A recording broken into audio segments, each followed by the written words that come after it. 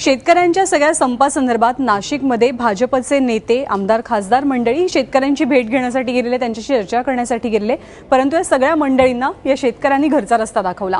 पुणतांब्यातल्या शेतकरी कोर कमिटीने संप मागे घेतल्याचं जाहीर केल्यावर नाशकात शेतकऱ्यांनी बैठक घेऊन संप सुरू ठेवण्याचा निर्णय घेतला। शेतकऱ्यांची समजूत काढण्यासाठी भाजपचे खासदार हरिश्चंद्र चव्हाण, आमदार देवयानी फरांदे आणि बाळासाहेब सानप गेले होते।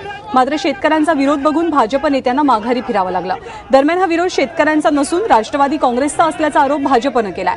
शेतकरी संपाच्या नावाखाली राष्ट्रवादी आणि काँग्रेस आणि शिवसेना यांच्या गुंडांनी लुटमार केल्याचा आरोप भाजपचे खासदार हरिश्चंद्र चव्हाणांचा आहे।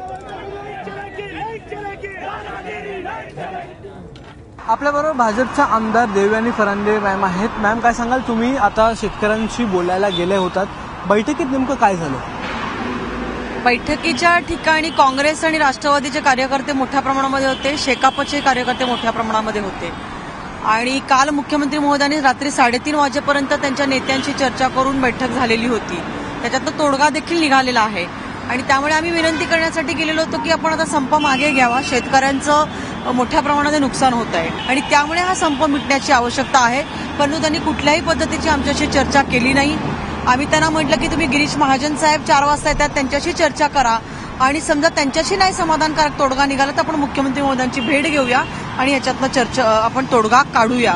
परंतु एकूणच चित्र जे दिसतंय की ह्यांना ह्या विषयाचं राजकीय भांडवल करायचंय, राजकारण करायचंय, शेतकऱ्यांना ढाल केली जातीये। आता सध्या तुम्ही गेलेला होता त्यांच्याकडे, आता पुढचं पाऊल काय असेल? म्हणजे हा संप अजूनही सुरूच आहे, अर्धवट का होईना संप सुरू आहे, पुढचं पाऊल काय असेल?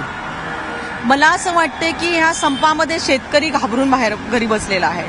सरकारने ह्या विषयाच्या बाबतीमध्ये कुठेतरी जर शेतकऱ्यांना संरक्षण दिलं तर शेतकरी त्यांचा माल जो आहे बाजार समितीमध्ये विकायला पाठवू शकतो।